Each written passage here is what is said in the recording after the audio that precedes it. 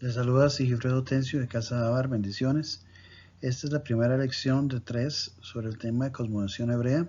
La duración del video es alrededor de 15 minutos y vamos a empezar tratando los temas más importantes con respecto al estudio literal de la Biblia. ¿Por qué no se puede hacer un estudio literal de la Biblia sin tomar en cuenta la cosmovisión hebrea? Hay 3 puntos importantes. El primero de ellos es que no se puede hacer usando un pensamiento del siglo XXI, dado que la cultura hebrea es muy distinta a lo que vivimos actualmente. No se puede hacer sin conocer el pensamiento hebreo antiguo y sin conocer la cultura y costumbres de la época. Ahora bien, ¿qué es una cosmovisión? Aquí les dejo una definición tomada de internet de lo que es una cosmovisión. De lo que quiero rescatar es lo que dice que permite analizar y reconocer la realidad a partir de la propia existencia. Eso es muy importante, es una manera de ver e interpretar el mundo. Ahora bien, hay dos cosmovisiones que vamos a tratar. Una de ellas es la cosmovisión griega y otra es la cosmovisión hebrea antigua. En estas dos cosmovisiones vamos a desarrollar 4 puntos. El primero de ellos, el pensamiento abstracto versus el pensamiento concreto en ambas cosmovisiones, la apariencia versus la descripción funcional de los objetos en ambas cosmovisiones, la descripción impersonal versus la descripción personal y el uso de nombres pasivos y nombres activos. Ahora bien, el primer punto es el pensamiento abstracto versus el pensamiento concreto. El pensamiento griego era un pensamiento abstracto, se ve el mundo a través de la razón y a través de la mente. Los conceptos e ideas son formas que no se pueden tocar, oler, degustar, escuchar o ver. Actualmente, en el tiempo en que vivimos en el occidente y en el idioma español, estamos totalmente influenciados por la cultura griega, que se expandió a Roma y después de Roma se expandió a todo Occidente. Entonces, nuestro pensamiento actualmente es ese pensamiento abstracto. Por lo tanto, para estudiar la Biblia tenemos que introducirnos en el pensamiento hebreo antiguo para que nos enriquezca el concepto que ella emite. En la cultura hebrea antigua, el mundo se ve a través de las experiencias sensoriales, a través de los sentimientos, lo vamos a ver más adelante. Los conceptos, ideas, se traducen en cosas que se pueden tocar, oler, degustar, escuchar o ver. Voy a entrar al primer ejemplo, que sería el Salmo 1.3, que todos lo hemos leído. Lo presento en la versión Reina Valera y las letras en amarillo están marcadas para ilustrar esta enseñanza. Le leo esta palabra en nombre de Jesús y dice así: será como el árbol plantado junto a arroyos de aguas, que da su fruto en su tiempo y su hoja no cae, y todo lo que hace prosperará. Aquí vemos que las palabras que tengo marcadas son árbol, arroyo de aguas, fruto y hoja. Para los hebreos, el árbol era un ejemplo de rectitud y fortaleza. Los arroyos de agua significaban el fluir, la vida, porque está en una zona desértica. El agua significaba gracia. El fruto es un producto de la madurez y la hoja que no cae es una zona donde se manejan las 4 estaciones. Entonces, conforme llega el otoño, las hojas empiezan a caer. Al decir que la hoja no cae, quiere decir que no cambia con los tiempos. En el hebreo antiguo no se usa el pensamiento abstracto, entonces el traductor tuvo que recurrir al pensamiento abstracto en la escritura para que tuviera sentido para nosotros en Occidente, si no, no tendría sentido. Y les voy a dar un ejemplo. Otro salmo muy conocido, Salmo 103.8, en la Reina Valera 1960, dice así: misericordioso y clemente es Jehová, lento para la ira y grande misericordia. Los términos misericordioso, clemente, ira y misericordia son temas totalmente abstractos que no los podemos tocar. Yo no puedo tomar 1 kilo de ira, por ejemplo, o no puedo ver a qué huele o a qué sabe la ira. La palabra ira en hebreo antiguo es auf, que significa nariz. Cuando alguien ¿por qué significa nariz? ¿Por qué se usa acá? Cuando alguien se enoja mucho, tiende a respirar más fuerte y sus fosas nasales se expanden y se enrojecen. Pero si eso se hubiera traducido con la palabra auf como nariz, literalmente, no hubiera tenido sentido para nosotros en Occidente, porque sería como lento para la nariz. Sin embargo, en el contexto de la cosmovisión hebraica, eso era muy claro y muy entendible. Otro aspecto, el segundo aspecto importante de la cosmovisión hebrea, es la relación entre apariencia versus la descripción funcional. Y también les voy a dar un ejemplo al respecto. Los griegos describen la cosa de acuerdo a su aspecto. Un lápiz es grande, pequeño, amarillo, de color, todo de acuerdo a su aspecto. En el hebreo las cosas se describen de acuerdo a su función. Les voy a dar un ejemplo de una descripción funcional. Para español, las palabras siervo y roble no tienen ninguna relación. Son dos cosas totalmente distintas porque se definirían de acuerdo a su descripción. Sin embargo, en hebreo, basado en una descripción funcional, la palabra agil se usa tanto para siervo como para roble. Y vamos a ver por qué. Porque para los hebreos antiguos, el ciervo es un animal sobresaliente del bosque. Es poderoso y fuerte. Igual el roble. El roble es un árbol destacado del bosque, tiene una madera fuerte, es poderoso. Y muchos más que otros, como el ciprés, que también se habla en la Biblia. La traducción literal de esa palabra sería líder fuerte. Veamos eso en un salmo, también muy conocido, en el Salmo 29:9. La Reina Valera 1602 dice: voz de Jehová que hará estar de parto a las siervas.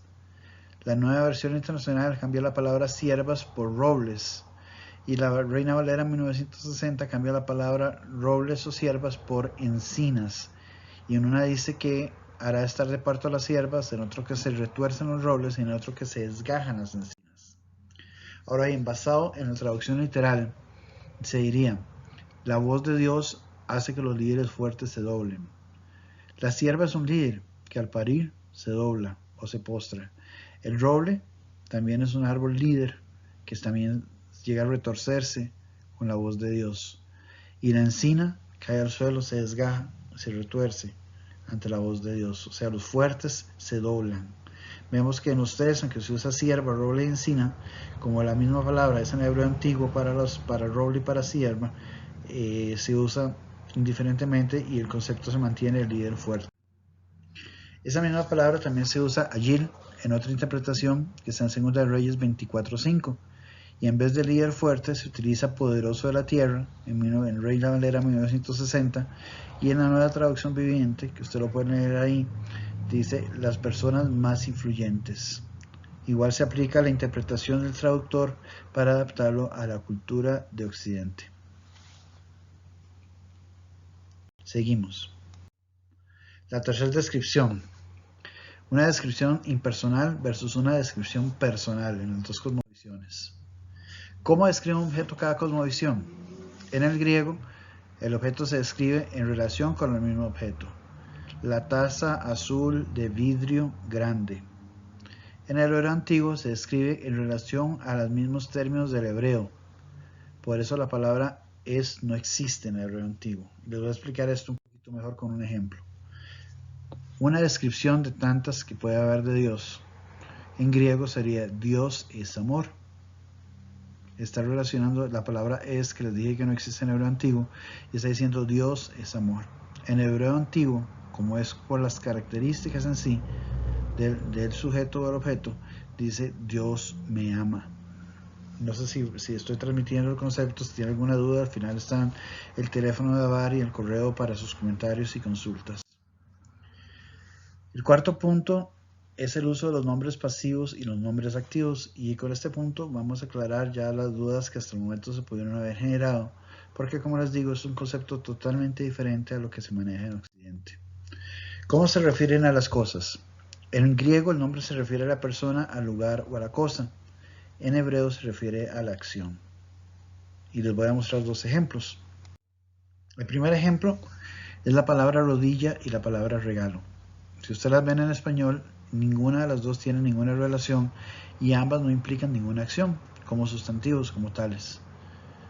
Y no encuentro, en español no podríamos encontrar la relación que puede tener una rodilla con un regalo. En hebreo antiguo, ambas palabras provienen de la misma raíz, que es berekam,